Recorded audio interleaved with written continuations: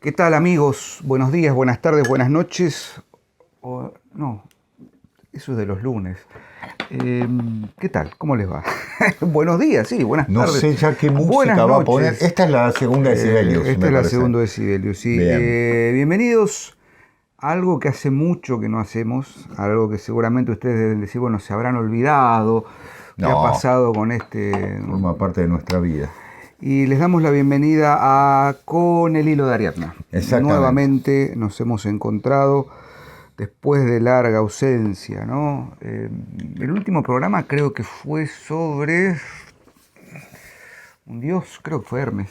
Si no Sí, recuerdo sí. mal, fue Hermes. Te lo Ahí puedo Porrini confirmar. va a confirmar con su notebook, con su tablet. No se ría. No, pero está bien. Hermes. Vale más. Hermes, exactamente. El último programa fue Hermes. Creo que Porrini no, es el gran pero... archivista, pero está Sí. bien, ese cuaderno no se puede perder. Exactamente. Ahí Porque, está toda la historia. Ahí tenemos registrado el último programa que habrá sido allá por quién sabe cuándo, agosto tal vez. Agosto, septiembre. Pero bueno, estamos acá a mediados de noviembre o casi a fines de noviembre con la decisión, perdón, no saludé al ínclito, al inmarcesible, Eminencia, por favor. a Sebastián Porrini, que es el Auriga, el procónsul. Sí, el procónsul, ahí está, ahí se va tirando los darditos de venganza. El profesor Porrini, el doctor, el único, el ínclito, como todos saben. Sí. Yo después pago por estas introducciones. Pero nos hemos encontrado hoy por dos razones. Primero, por supuesto, para no perder ese hilo. Este año el hilo, tuvo... Se tensó bastante. No se cortó, pero se tensó. Porque bueno, ya saben, nosotros tenemos una nave madre que es La Última Página. Hemos tratado de no perder el hilo ahí. Que hemos jurado no perderlo. Luego, por supuesto, tenemos las versiones, los programas amigos, verso a verso, algún que otro. Hace rato que no hacen escenarios. Otra dificultad que implica moverse. Y bueno, desde que no es excusa, pero bueno, un poco la función que tenemos en Reporte Minoritario junto a la Condesa y todo el equipo de Vorterix también implica tiempo que nosotros invertimos para poder estar a la altura de lo que exige el programa. Ese es el primer motivo, es decir, queríamos volver a encontrarnos, no darles la falsa sensación de que con el hilo no va a salir más. De hecho, estamos pensando en hacer un programa de fin de año, tal vez, si llegamos. Este es un pequeño adelanto y de ese programa. replantearlo el año que viene. Y el año que viene replantearlo. Hacerlo por ahí una vez por mes. Una vez por mes que sea bien hecho. Pero de una hora. Especiales de una hora y media. Claro. Tratando un tema. Tal vez con algún invitado, por ahí podemos conseguir y demás. Y el segundo motivo es para también darle un poco de... Me llamó Hesíodo. Sí, acá está, Hesíodo, la larga carta de Hesíodo a Porrini. Claro. Darle un poco de promoción y contarles que acá el profesor Sebastián Porrini, a partir de este sábado, este programa está saliendo el jueves 21 de noviembre, a partir del próximo sábado 23 y el último sábado 30 de noviembre, el profesor Porrini va a estar dando un curso de 2 encuentros organizado por el grupo, ¿cómo se llama? La academia, la asociación. La asociación, Fe, Arte y Mito, que cordialmente nos habían invitado, como ustedes saben, al tercer congreso, en Capital en el mes de julio, que ya hemos contado que Sebastián no pudiste llegar por razones de fuerza mayor. Bueno, nobleza obliga, ahora hay una especie de segunda vuelta. Exacto. Y lo han invitado amablemente a Sebastián a dar una charla. Ahora, esa charla, por supuesto, tiene que ver, contá la voz en todo caso, pero tiene que ver con la temática propia de la Asociación Fe, Arte y Mito. Claro. Nosotros vamos a plantear hoy algunas líneas como para... Exactamente. El tema es la mitología, el mito en sí, y el tema de la Tierra Media en Tolkien. Es decir, cómo el mito, sea el que fuere, sea la mitología clásica o la nórdica o la maya o la japonesa o la que ustedes quieran, hay un entramado común que nos permite reconocer que son mitos, y en segundo lugar, lo que hace, la tarea que lleva adelante Tolkien, fundamentalmente en El Hobbit, en El Señor de los Anillos y bueno, en el Silmarillion, ¿no? Para ver toda su obra. Desde luego que es un tema inabarcable en muchos aspectos. ¿Por qué? Porque hay mucho material escrito sobre mito y religión, sobre mito y fe, fundamentalmente. Incluso si buscan en internet van a encontrar cantidad de artículos de muy buena calidad, de mediana calidad y cualquier cosa, pero es un tema que ha atraído a muchísimos. Es famoso el libro de Vernon, ¿no es cierto?, sobre mito y religión en la antigua Grecia, y mito y tragedia, ¿no?, y fundamentalmente, pero no dejemos de lado a todos los grandes investigadores del mito del siglo XX, desde Vico para acá, ¿no es cierto?, desde Jean Baptiste Vico en el siglo XVIII para acá. El hecho es que la mirada sobre el mito, la mirada, el estudio, el enfoque, lo epistemológico, ha ido variando y se puede decir que se lo estudia desde diversos ángulos, desde el psicoanálisis, desde la sociología, desde la historia fáctica en sí, desde la filosofía, muchísimo trabajo hay de la filosofía y la mitología, por lo menos desde los románticos alemanes para acá, incluido Vico anteriormente, desde otras disciplinas, incluso desde la ciencia, ¿sí? Porque hay mucha versión en torno, por ejemplo, la teoría de los cuantos o la teoría del Big Bang, tienen su fundamento en cierta mitología o tradición de la India, por ejemplo, muy importante. Entonces, de la India. Exactamente.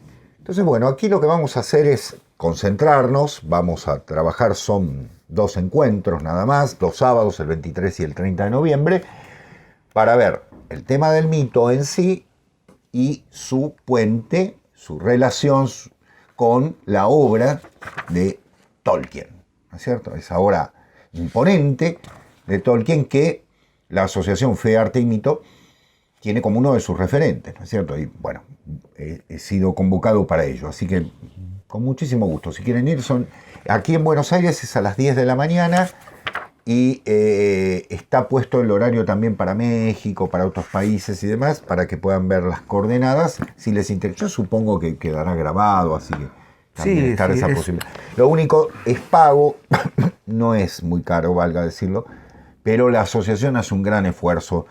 Me han pedido que colabore con ellos en esto. Yo estoy enormemente agradecido. Quiero agradecer especialmente a María Ricoveri, que se ha encargado, la profesora María Ricoveri, de hacer todos los contactos, y fundamentalmente decirles que bueno, ese dinero, con ese dinero ustedes colaboran también para que la Asociación Fe, Arte y Mito pueda organizar sus actividades, y están pensando más. Sí, pero bueno, ahí lo dejo. Está la cuenta del señor Bombadil, Juan Guido, y una cantidad de colaboradores, amigos y espíritus afines a estos temas que realmente hacen un trabajo muy importante. Pero un poco lo que proponemos, la línea que planteó Sebastián, es, más allá de hacer la promoción de este curso, es plantearse esa relación que hay entre, o sea, la asociación se llama Fe, Arte y Mito, tiene un sentido, pero claro, la pregunta, Sebas, o el primer problema que surge es distinguir, hacer una especie de discernimiento entre mito y religión es una cosa. Uh-huh. Mito y fe es otra cosa. Surge posteriormente del mito, ¿no? Las religiones antiguas, ¿no? No de una revelación como va a pasar con el cristianismo, ¿no? Sí. Ahora, los fundamentos de una religión, me pregunto o trato de esbozar, necesitan o se nutren naturalmente de un sustrato mítico, originalmente. Es lo que dicen Karl Kerenji, por ejemplo. Sí. Inevitablemente. Él dice mitos y pistis, o sea, mito y fe, son los términos que después va a dar fides entre los latinos. En algún sentido están muy relacionados, muy relacionados. Y bueno, obviamente como la palabra mito fue cargada de algo negativo, lo decimos siempre, ¿no? Vieron que se dice, es un mito o algo, y se dice, es como una mentira, ¿no? Es una creencia mentirosa. Para los antiguos era al revés. era lo opuesto totalmente, es decir, el mito era la revelación de la verdad. Lo que ocurre es que no era una revelación en la palabra de la divinidad directamente, sino más bien en una manifestación, en una teofanía, diríamos. Cosa que, bueno, también tiene su revelación en otro sentido, por ejemplo, en ciertos mitos que uno no ve la participación directa del dios, pero está detrás, ¿no? Edipo, el más conocido, Edipo. ¿Qué dice Edipo? Dice, fue Apolo. ¿No es cierto? Quien todo esto me planteó fue Apolo. Es decir, hay la mano de un dios interviniendo en las acciones. Pero es un tema riquísimo y obviamente desde la tradición católica muchas veces se ha negado la palabra mito, ¿no? Se dice no hay mitos en el catolicismo. O en todo caso se habla del mito verdadero, claro, que es el mito único y es que de alguna manera Tolkien... Que es ostensible para los católicos, está muy bien. Este libro que siempre citamos de Jorge Ferro, que viene a cuento de esto, tiene una parte de su hipótesis, o de su tesis en realidad, o de su tesis doctoral, nace de esa idea de encontrar figuraciones crísticas, arquetípicas en los distintos personajes del Señor de los Anillos, entre otras cosas, ¿no? Llegar a un autor como Tolkien, o llegar a intuiciones o a conclusiones, más que intuiciones, en las que el sustrato mítico termina siendo sustento real de ese mito verdadero, vamos a llegar, termina culminando el mito verdadero, es en todo caso resultado de el triunfo de la fe sobre la mera religión. Claro. Y ahí es donde entramos en otro problema, porque la relación que se ha establecido entre el vínculo, como venimos diciendo, entre mitología, religión, mitología y fe, es como si se hablara de la mitología como, hemos dicho también, un cuentito, el politeísmo, bueno, ¿no? Hasta que vino alguien y ordenó todo y listo. Todo eso es mentira y lo verdadero es esto. Es verdadero, por supuesto, en tanto y en cuanto estemos hablando de dogmas de fe y estemos hablando de una dimensión revelada de la palabra, ¿no? Sostenida por un magisterio, fundamentada en una revelación, en un libro sagrado, etc. Hay que decir que la mitología, las mitologías con mayúscula, prescinden o no necesariamente necesitan para su existencia y su confirmación la presencia de una revelación. Claro. Yo traje acá la Teogonía porque, bueno, es un libro, digamos, paradigmático para entender esto. Exactamente. Si uno lee la Teogonía tratando de entender el fundamento mitológico de la religión griega para entender la creación y demás, está en un problema gravísimo de entrada.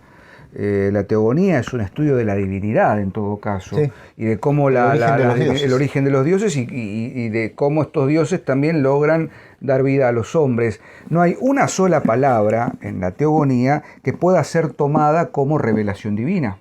Es el autor Hesíodo firma. Las musas. Las musas inspiran. Entonces, yo tendría mucho cuidado, o empezaría a tener mucho cuidado con estas distinciones o esta necesidad de establecer una oposición entre fe, mito, religión, que la mitología no tiene sustentos reales de cualquier fe o de cualquier religión, porque son cosas distintas en todo caso. Exactamente. Son manifestaciones distintas. Bien decía Sebastián, el mito es anterior. La dimensión mítico-simbólica y sagrada, por otra parte, del mito, es anterior a la concreción real de cualquier religión o de cualquier fundamento, en este caso monoteísta. Que está bien, por supuesto. Yo como católico creo y profeso y estoy convencido de que la revelación es esta, de que el mito verdadero es es el fenómeno. Pero estoy hablando en materia de fe y de doctrina, no estoy hablando en materia de mitología y luego, ¿por qué no?, de literatura. Son cosas que pueden tener complementaciones, pero hay que tener mucho cuidado, sobre todo para los lectores más incautos, hay que tener mucho cuidado de no confundirlas al punto tal de llegar a establecer o a afirmar sentencias totalmente flojas de papeles, ¿no?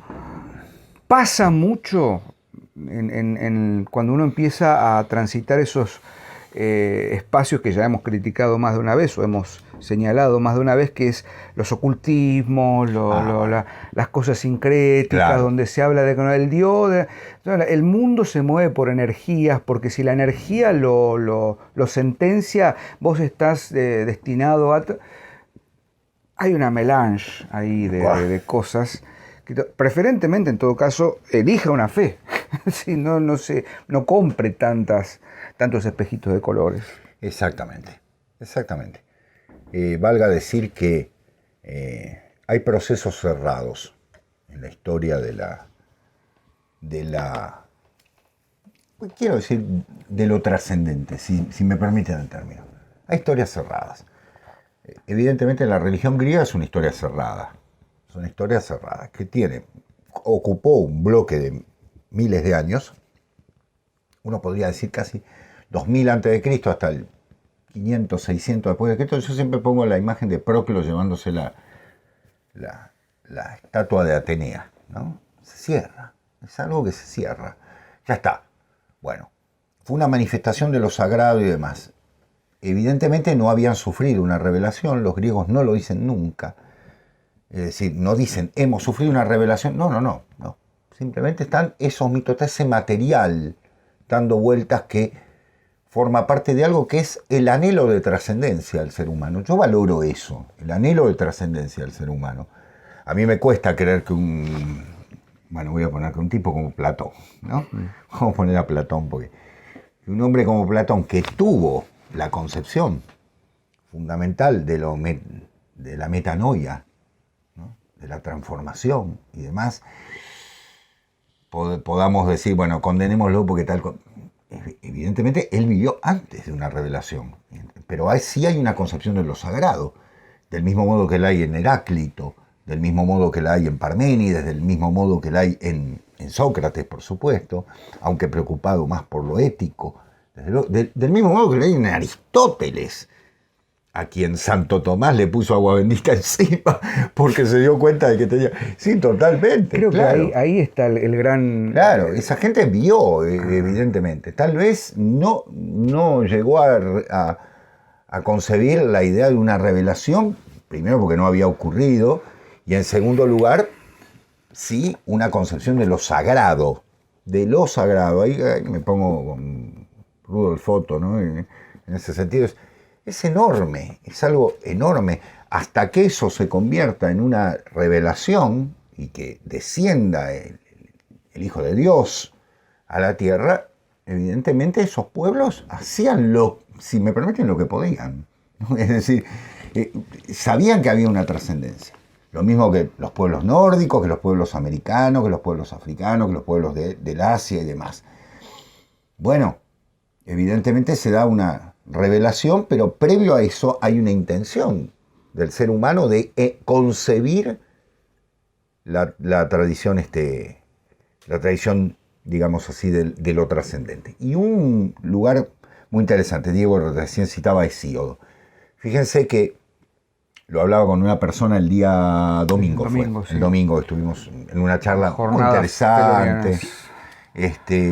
Yo fui a dar una charla sobre Guénon y la tradición primordial y demás. Y no exenta de algunos problemitas. No, pero bien, muy bien, muy bien. A mí me gusta Le gusta caminar por la cornisa. Sí, y siempre respeto a la gente con fe, ¿no es cierto? Me parece estupendo el hecho de que haya, más cuando es una fe cercana a uno, bueno, o es la misma, me parece estupendo que haya rispideces. Pero lo que quiero decir es, lo conversaba con una persona y me decía, claro, para los griegos el origen es el caos. Y para un cristiano, o para un judío, por supuesto, porque está en el Antiguo Testamento, el origen es ex nihilo, es decir, de la nada. Toma Dios, es muy diferente. Una cosa es el caos, el despelote de cosas, y de pronto se ordena. Los griegos pensaban así, porque, a ver, ¿por qué lo pensaban así? Piensen ustedes, ¿cuál es la característica fundamental de la cultura griega? La armonía. Buscan la armonía, buscan el orden, buscan el cosmos, palabra que es bellísima, ¿no? Cosmos significa orden, poner en orden. Es decir, poner en orden el despelote. Están las cosas y hay que ordenarlas, ¿no? Contrario sensu, el judaísmo y luego el cristianismo, que va a tomar su herencia, va a decir, no hay un caos. Hay nada, y de la nada Dios crea. Mucho más difícil de comprender, porque de la nada sale, dice el viejo dicho. Pero bueno, es el poder de Dios, ¿no es cierto? Es el poder omnímodo de Dios, ¿no? Y otra cosa, Diego citaba una palabra clave y te dejo, Diego, pues, perdón. No. Politeísmo. Yo la he discutido toda la vida, esta concepción. No hay pueblos politeístas en cuanto a la creación, ¿me explico? La creación siempre parte de un punto, parte de un origen, hay un origen, que después se manifiesta en una jerarquía de dioses, ¿no? Sí, pero siempre tirando del hilo hay un Dios principal, que viene a significar casi la idea de un hijo. ¿Me explico? Es decir, hay un Zeus que ordena, de hecho, hay un Brahma que ordena. Este año nosotros hicimos, o intentamos hacer, el ciclo de Con el Hilo sostenido en las manifestaciones de divinidades. Uh-huh. Bueno, Hermes el dios tal, no sé cuánto. Lo más importante para mí de todo esto, de lo que estamos tratando de proponer hoy y que venimos sosteniendo hace mucho tiempo con la última página, es saber ordenar los libros adentro de una biblioteca y no al voleo, digamos, a la sopa boba, a la marchanta. A la marchanta. Esbozar juicios y criterios demasiado apurados, ¿no? Demasiado simplistas, ¿no? Para decir, bueno, no, en realidad la fe es única y es... Sí, por supuesto, una cosa... Quiero insistir con esto, no nos engolosinemos con la idea de considerar que mitología y fe son directamente proporcionales. Uh-huh. Y sí reconozcamos, inevitablemente, que el pensamiento mítico y la construcción mítica de la existencia es anterior a determinadas manifestaciones de la fe o a determinadas revelaciones de la fe. ¿Estoy queriendo decir con esto que una cosa es mejor que la otra? No. Estoy hablando y estamos proponiendo un orden. Es decir, sí, Hesíodo es del siglo VI antes de Cristo. Totalmente. Digo, y ahí había... pero fue una fe, por otra parte. Una fe, por supuesto. Cuando hablamos de fe, hablamos de la noción y creencia de lo invisible a través de lo visible, de lo metafísico, de lo trascendente, de lo inmarcesible, del ápeiro, de todo. Son formas de expresar el concepto de fe. Alguien dice que por eso nació la filosofía. Bueno, vos decías pistis y fides, ¿no? La filosofía de alguna manera nace de esa matriz. ¿Cómo conciliar la idea de un hombre racional? Bueno, ¿no? Es el gran problema de San Agustín. San Agustín también, ¿no? También. Previamente. Razón y fe, ¿cómo hacemos? Y bueno, ahí está el trabajo enorme del doctor Aquinate, ¿no? En ese sentido. Crea sus de intelligas, ¿no? Claro, exactamente. Y la labor enorme previa de San Agustín, del doctor de Hipona, como decimos cultamente, o de un San Ambrosio. Es decir, bueno, ¿cómo hacemos para conciliar estas cosas? Con la admiración que estas personas tenían por ellos, eso es lo que yo quiero resaltar. Todo bien, pero si yo me encierro en algo, condeno a medio mundo, que es la gran solución que encontró Dante Alighieri. Dante admiraba a Aristóteles, admiraba a Platón, ¿y qué hago con estos tipos que no estaban bautizados? Claro. El problema es, no van los bautizados. ¿Qué hacemos, muchachos? Entonces hay que crear un estado en el que, una cosa en el que ahí estén, ¿no? Consignados para... No llegaron a vivir eso. No tuvieron ni siquiera culpa, porque nacieron en un momento en el que no había revelación. Distinto será posterior. Si vos la revelación la negás, bueno, listo. Ahí viene otro tema. Pero esta gente vivió previo. ¿Qué puedo hacerle? En fin. El hecho es que mucha de esa concepción va a pasar después a la tradición occidental de una manera notable con esa síntesis en el mejor sentido que fue la tradición occidental. Y en segundo lugar, cuando admiramos la mitología, cuando decimos es un material de estudio colosal y es la fuente de miles del arte, por decirlo, nada más. Con el arte solo ya me alcanza. Esto no quiere decir prendamos otra vez la hornalla y pongamos a hervir los mismos huesos, ya no dan más. ¿Sí? ¿Qué quiero decir? Que fundamentalmente el elemento mítico va más allá de Apolo, de Hermes, de Thor, de Huitzilopochtli, ¿no? No es volver a eso, no es volver a esa imagen, porque eso ya se cerró. Son etapas cerradas, ¿sí? Es decir, una tradición es algo que se mantiene vivo, no que yo voy a levantar de las tumbas, no. ¿Sí? Si no es Pedro Páramo. Es decir, estoy hablando entre muertos, estoy hablando entre cadáveres que se pudren.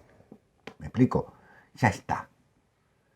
Es decir, esto de querer volver... A mí me puede gustar la tradición celta y decir, qué maravilla los celtas. Que voy a aclarar, se sabe muy poco. Yo no sé cómo hay gente que se atreve a escribir tomos de mitología celta, porque se sabe muy poquito. Es muy poquito lo que se sabe. 3 o 4 cosas. Y nada más. Es como los mitos eleusinos. Yo en la primera versión del Fulgor Mítico no lo traté porque me parecía vergonzoso, hasta que encontré ciertos himnos y demás, y dije, esto es lo único que puedo decir, porque no hay más. Después hay gente que dice, sí, porque se pintaban la cara de violeta y salían en manifestaciones de 78.700 formas de percibirse a sí mismo, que iban, claro, salían en camiones y llevaban ramos de incienso quemado en el monte no sé qué. Son todas patrañas. El monte que quiere que haga. Patrañas. Lean El Asno de Oro. Se tiene que callar. Hay cosas que no puedes, claro. No hay material. Hay personas que me dicen, pero no hay más del... No hay. ¿Qué quiere que le diga? ¿Quiere que invente? Y sí, bueno, Demeter vino a mi casa, nos tomamos un té y dijo, ¿sabes qué? Yo bajaba y hacía el dulce de leche. Cualquier verdura. Eso es una mentira. Del mismo modo que los celtas dieron una manifestación enorme de la que sabemos así. Un poquitito. Nada más. Entonces, ¿cómo creer que hay sacerdotes celtas? Es imposible. Pero se los digo directamente, es imposible. Imposible. No hay tradición de eso. Eso se filtró en el cristianismo. Entró en algunas cosas del cristianismo. Y luego, pero yo soy sacerdote druida. Bueno, sos un cara dura. Discúlpenme que lo diga, ¿no? Cara druida. Cara druida, claro. Sí, eso tiene que ver, en todo caso también me permito una adenda, la retroalimentación. Tal vez lo que ha llegado, tal vez no, estoy seguro de que mucho de lo que ha llegado como supuesta mitología celta o tradición celta está infiltrada y está totalmente matizada con la mirada de los monjes medievales, sí, cristianos.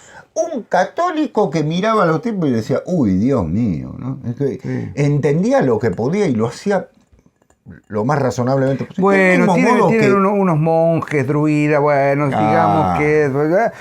Gandalf. Lo llamaron druida por Dendrix, ¿no? Árbol. Entonces, bueno, qué sé yo, Drusin, ¿no? El viento, qué sé yo, pero el mismo César, que es una gotita, el mismo César, que es gracias, que es una persona cultísima. Julio César era una persona cultísima, solo basta con leer lo que ha escrito. De Velo Galo. Exactamente, en De Velo Galo, cuando se enfrenta a los galos, es muy poco lo que puede entender, porque es un romano, viene con pero hace el esfuerzo de tratar de entender a esos pueblos. Y fundamentalmente trata de concebirlos, pero los mira desde su mirada. No hay un escrito galo, tampoco hay un escrito celta. ¿Qué tenemos? Tenemos lo que la arqueología ha descubierto, ¿no? Generalmente joyas, materiales de culto y demás. Pero es como si, yo siempre digo esto, suponete que esto se destruye, pum, cae, y se hace moco. Dentro de 500 años viene un tipo y ¿no? un arqueólogo y descubre que hay suponete, no sé, la iglesia, vamos a poner la Catedral de Buenos Aires, para que todos no. ¿Sí? La Catedral de Buenos Aires que quedó en ruina, ¿no? Abajo hay un pedazo. Encuentra un piso ajedrezado, vamos por parte, un piso ajedrezado. Comienzos de unas columnas, ¿no? Estoy diciendo, no hay imágenes. Entonces dirá, bueno, esta gente tenía un culto al ajedrez. A su vez va al gran templo de la masonería y encuentra el mismo piso. Ah, ven, claro, esta gente creía en el ajedrez como un juego sagrado. Se quemaron todos los libros. O de pronto encuentra un fragmento de un misal y dirá, y bueno, esta gente se reunía con ramos de olivo, ¿no es cierto?, para honrar a los árboles. ¿Qué sé yo? ¿Me explico? Es decir, si desaparece una civilización, ¿qué ha quedado? O sea, siempre digo, entrevemos así un poquito. Me gusta como tema de charla, tal vez para la última página, tal vez para cerrar el año con el hilo, la transmisión de los mitos. Bueno. ¿Cómo nos llega la mitología? En algún programa hicimos, hace 2 años tal vez. Gran tema, pero ahora se empiezan a destapar ciertas... Claro.